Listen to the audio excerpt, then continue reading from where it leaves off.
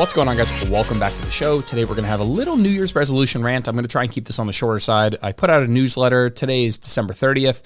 Put out a newsletter this morning about New Year's resolutions. It'll be a lot of similar content, but I felt like as I was writing this newsletter, I really wanted to talk about it. Just felt like that's the medium where I express myself the best and am able to add, sorts of context that sometimes are a little bit more challenging in written format. And again, for people that don't really like reading content, maybe this is something that you'll enjoy listening to.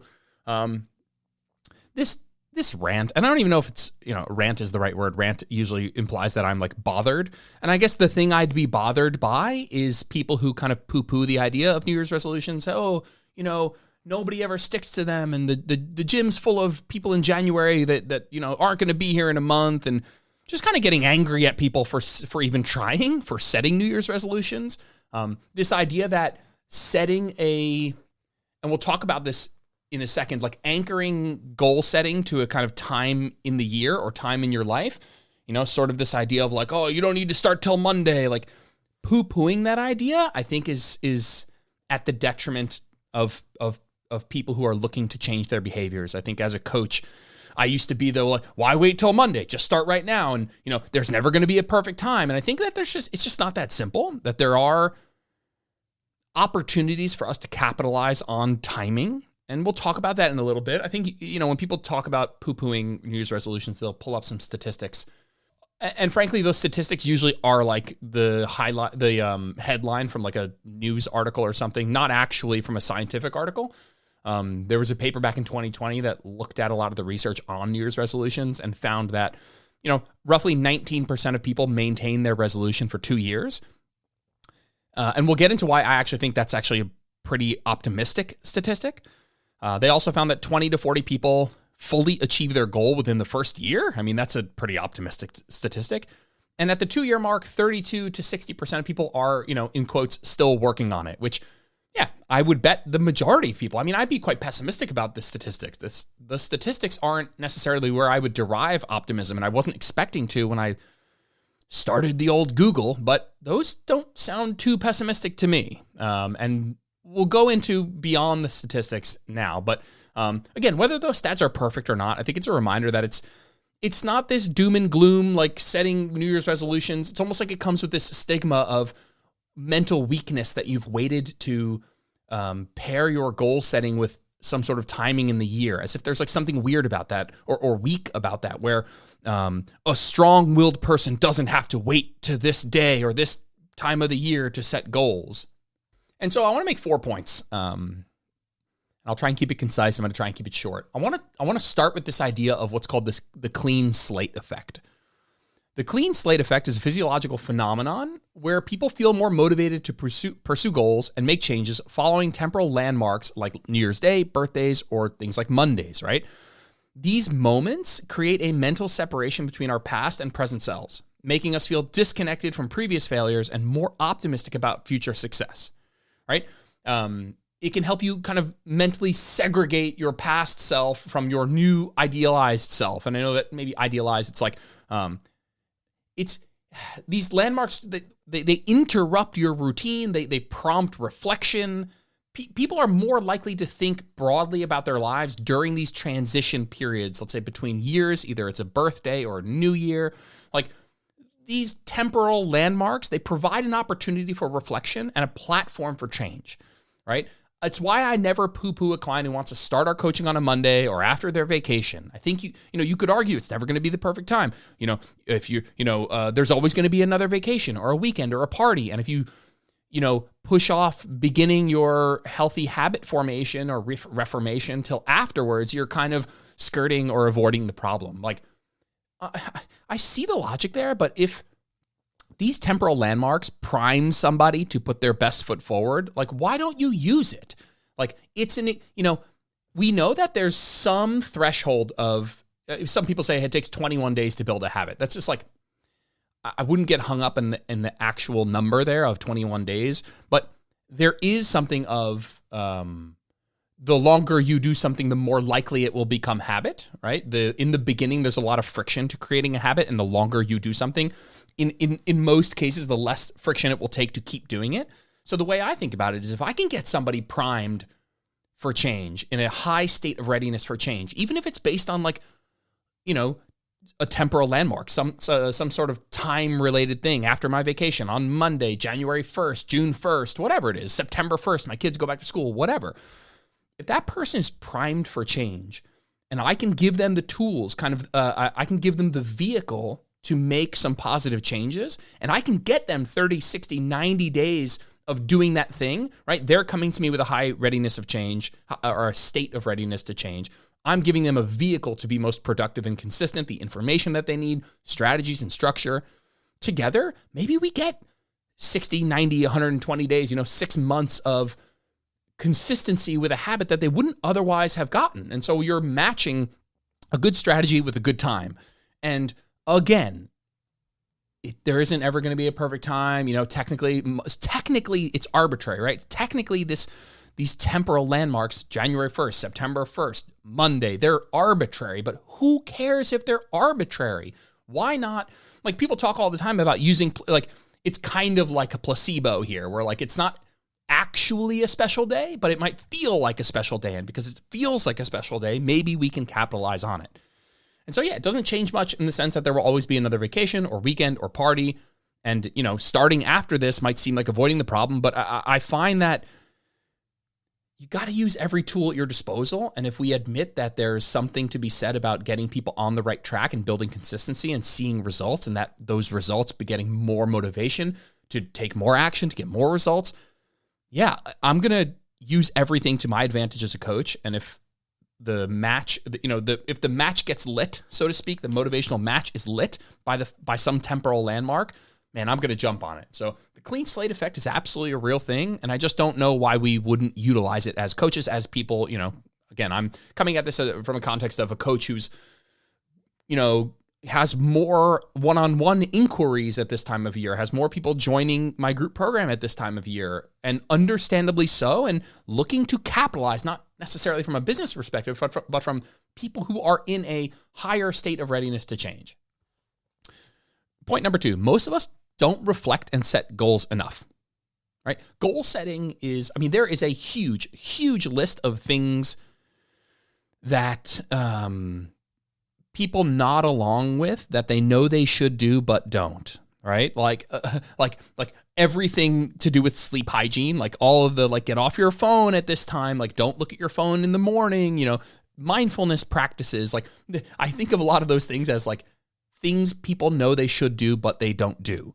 And like, honestly, let's be real. When's the last time you sat down with a pad and paper, metaphorically, reflected on your life, right? Your family life, your career, your health and wellness, your, anything, your hobbies, sat down with a pad and paper, reflected on those things, and made an intelligent, thoughtful list, an intelligent, thoughtful, productive list of ways to improve it or change it for the better or whatever you want to say. I bet most people, the answer is never. Most people have not actually sat down and gone over the things in their life that they want to improve and spent an hour sitting down planning, preparing how to make those changes. And so, if setting New Year's resolutions is I'm going to use the word excuse because I think admitting that temporal landmarks are semi-arbitrary, even though there is an existence of this clean slate effect, is fair, me playing, this fairly. If setting New Year's resolutions, if the idea of January 1st as a motivator is an excuse or gives you the burst of motivation that you need to actually sit down and write down some goals, I think that's fantastic. Like, I hate this. Like, well, you shouldn't need for it to be January 1st. I mean, I get what that person means. But if there's somebody who's like, hey, New Year's is rolling around and I'm excited, I'm going to sit down, I'm going to set some goals for myself. What are we telling that person? No, you should, it's December 20th. I know you have 800 different activities to do from now till the end of the year, but you should start all of those, real concise habits right now. Maybe. But I think if this was December 20th and you were like, hey, should I start my goals on January 1st or right now? I think you'd have a really good argument for being like, hey, the logic of there's going to be holidays next year and we're going to have to deal with them, so might as well start now. Like, there's logic there. But if your mind is like, you know what, like it's really chaotic right now, and if my goal is to string together 60 days of consistency with this habit, I bet you I'm better off looking ahead to January 1st and starting it. Now, I bet you there are people who take issue with that, who hold really strong values of like, you shouldn't wait. It's never a good time, never a perfect time. Don't wait for that perfect time. But I don't know. I think that there's a more realistic middle ground where you can harness the power of temporal landmarks, the clean slate effect. You can harness it for good. You can, and you can almost tackle the what to do next year during the holidays. You can tackle that, 10 months from now when you've built 10 months of consistency. Yeah, and so I think if setting New Year's resolutions is the excuse or burst of motivation you need to finally sit down with a pad and paper, in air quotes, and make an intelligent, thoughtful list of ways to improve your life, holy crap, please do it. Point number 3, people suck at setting goals, right? And so this is like I'll do a quick sub rant here, right? It's a little tangent here, is that all of you have heard the statistic, 95% of diets fail. P.S. That's not really a real statistic, by the way. But one of my biggest issues with that statistic is that I'd say 95% of people trying to lose weight do really dumb shit that you wouldn't expect to work long term. It's not surprising that most people don't keep the weight off because most people use terrible strategies to try and lose weight and keep it off. Right? Like if most people are like, hey, I want to get in better cardiovascular health. And I'm like, okay, cool. What are you doing? They're like, well, I'm going to run a marathon every day. And then you find out that 95% of them don't stick to it long term and end up quitting running and being exactly where they were when they started. Would you be surprised? Of course not. Running a marathon every day is inherently unsustainable. It's a terrible strategy for the goal of losing weight and keeping it off. So this idea of, 95% of diets fail, it's like, there's a lot, again, that is not a real statistic. If you want to take home from that, hey, too high of a percentage of people that pursue weight loss are unsuccessful at maintaining it forever. Yeah, that's true. But whatever the statistic is, and we'll never really know, but whatever the statistic is, would be improved if people used better strategies, right? If people hired a coach, if people, looked at, focused on sustainability, if people had accurate info instead of doing detoxes and going carnivore and going keto. And again, I'm not against ketogenic dieting in general, but on average, most people in a real free living scenario in real life go keto for a while and then quit and fall off because, eating carbs is delicious and, you don't need to be cutting out carbs to lose weight. Anyway, it might work for some people, totally. But I think that the statistic of how many people, aren't weight loss maintainers for life, a large percentage of that is the strategies people use. So when people are like, oh, people don't stick to their New Year's resolutions, it's like, well, people make terrible goals. We're terrible at setting goals. We're terrible at making a plan. Not everyone, by the way, and I don't mean it's not black and white. But that statistic to me strikes me, again, whatever the correlate of that statistic is for New Year's resolutions, strikes me as indicative of how bad we are at setting goals, not necessarily that the act of goal setting around temporal landmarks, utilizing the clean slate effect, is inherently a bad idea, right? And so, yeah, if you want to make the claim that New Year's resolutions are dumb because no one sticks to them, a big reason people might not stick to them is because the goals they set them up for failure, right? And so here are my 2, let's say, best pieces of advice for setting better goals. The first is setting process-oriented goals, not outcome-oriented goals. An outcome goal is focused on the end result you want to achieve, like lose 30 pounds or make $1 million or get a new job or run a 3-hour marathon. A process-oriented goal, process-driven goals, focus on the specific actions and behaviors within your control that lead to those outcomes, right? For example, go for 1 walk per day, eat a serving of vegetables with every meal, get up 30 minutes earlier, apply to 3 jobs per week, right? The key difference is that process goals are entirely within your control, while outcome goals often depend on external factors as well, right?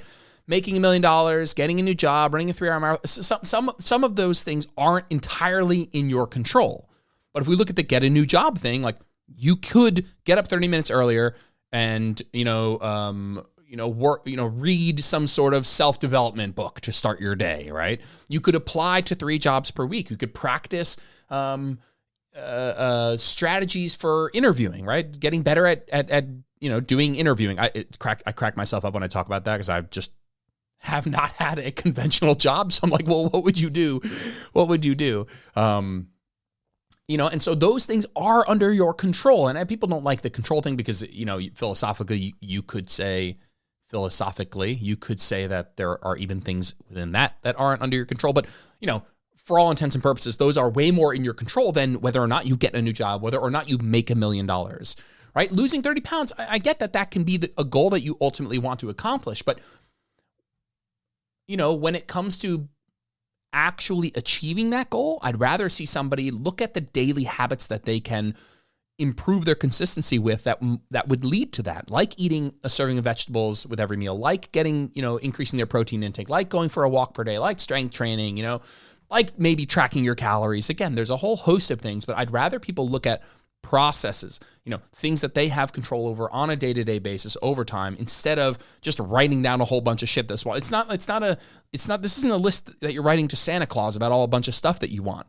I don't want you to write a list of stuff you want. I want you to write a list of stuff you're going to do to get the things that you want, right? And the next is, a bit of a psychological framing. It's instead of, I'd rather you write or utilize approach-oriented goals than avoidance-oriented goals. Approach-oriented goals focus on moving towards something positive, right? Eating more vegetables and protein to improve my energy levels so I feel better and, show up for the people I love in my life. Learning a new language to connect better with people and colleagues in my life.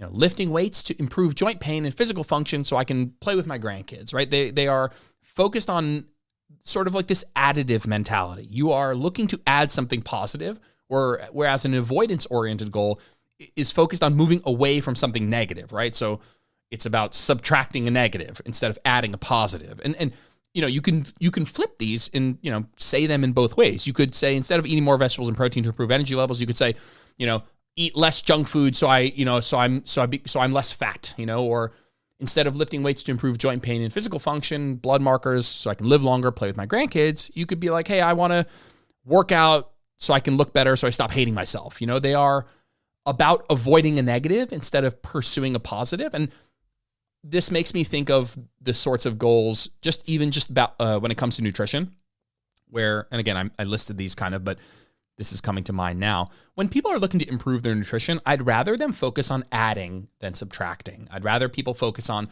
what are the things I can add to my life that will improve my nutrition and health, instead of because the truth is, like on both sides of the spectrum, eating out less and cooking more, right? Those is one thing is doing something less, one thing is doing something more. They can both be helpful. Eating less hyperpalatable, processed, yummy snacks, or eating more fruits, vegetables, lean protein, healthy fats, nuts, seeds, legumes, all that stuff. I think on average, I'd want people to focus way more on the additive side of things. If you're looking to improve your nutrition, the top 5 things I'm going to tell you to do are going to be about the things you should do/add to your life, not the things you should not do and avoid in your life. And I think that's ironically where a lot of the content is today on social media. It's like, hey, avoid this ingredient, avoid that ingredient, avoid seed oils, avoid this artificial sweetener, avoid this, avoid glyphosate, avoid all of these, avoid non-organic foods, and I just think on average, it's a more negative headspace. I think there's a lot I would tease apart about those actual pieces of advice as far as meaning, but the key difference here is just the psychological framing. Approach goals create motivation through positive aspirations and growth, while avoidance goals are motivated by, preventing negative outcomes. And there is research that suggests approach-oriented goals often lead to a better psychological outcomes and sustained motivation. I think there was some paper where people who, the group that used approach-oriented goals were 62% more likely to achieve their goals than people who used avoidance-oriented goals. And so it might not seem like a big deal. It might seem like semantics. You might be like, well, I'm saying the same thing in a different way. It's like, yeah, well, dude, saying things in different ways is freaking powerful. Right? It's not, how you frame things is more powerful than you think. And the last point, and then I'll let you guys get out of here, is that, and this might be the biggest one, you don't have to achieve 1% of the goal for the act of goal setting to have been worth it. Right? Like maybe you didn't lose 50 pounds. Maybe you lost 10. Maybe you didn't go to the gym 200 times this year. Maybe you went 100, right? Maybe you didn't have vegetables at every meal, but maybe most of them, right? You don't need to achieve 100% of the goal for goal setting process to be for the goal setting process to be worthwhile. It just has to move you in a positive direction that you may not have otherwise gone. Now, yeah, there's other content. There's like people who are like, well, if you keep losing and gaining weight, that's bad for you. That's not true. P.S. Weight cycling, there is no research that weight cycling is bad for you. Now, psychologically, it might not be great. And if over that period of time, wow, I did not mean to open that Pandora's box here. But people who lose weight and are healthier, let's say you're 300 pounds and you lose 100 pounds and you stay there for a year and a half and then you gain 100 pounds back and you're 300 pounds. And let's say you do that 5 times. So you spent 5 times 18 months at a lower, healthier weight. You are healthier than if you had just remained 300 pounds the whole time. So my point, I don't want to get hung up on the weight cycling stuff. Maybe a conversation for another day. But you don't have to achieve 100% of the goal for the goal setting process to have been worth it. There's this whole, you shoot for the moon, land on a star, which ironically, the star is further away. So, there's something to be said about that, but you shoot for a star, land on the moon, maybe. But yeah, you might not be going to the gym right now and you set a goal of going 4 times a week, but again, I would say that that's a bit of ambitious of going from 0 to 4 times a week, but you might try and go 4 times. You end up only going 3 times or end up only going 2 times. That's still 100 to 150 more workouts this year than you would have otherwise done. Right. And trying to have a vegetable at every meal, but only doing it, let's say 2 out of 3 meals per day is still an amazing achievement. It's still an amazing achievement. I guess while I'm word vomiting on this last point, I would add to the goal, how to set goals section of this from the previous point to remain flexible. I forgot what study I was looking at yesterday in preparation for the newsletter, but there was a study where people who went into it there was a part of the study where people who went into their goals with a more flexible mindset and were more likely to go through it and achieve it, go through it with a more optimistic psychological state and actually achieve their goals. So I've talked about that in other podcasts, but the idea of being flexible, the idea of zooming out and looking at things over the long term is incredibly helpful for sure.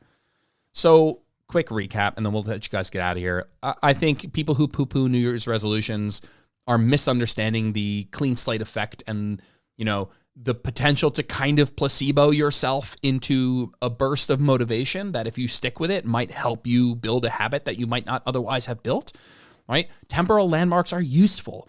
I'm not saying every coaching client I've ever had should start on a Monday or you should never start before you go on vacation. I think it's on an individual basis, but if you were planning on making a lot of changes and it's December 25th and you're thinking, well, this is a batshit crazy week ahead, maybe I'll start on January 1st. I don't think there's anything wrong with that, by the way. I think that you could say that people who start on December 20th and end up having a terrible 10 days who are not prepared to give themselves the type of grace that they would have to give themselves during that time end up feeling pretty pessimistic by the time it rolls around to January 1st.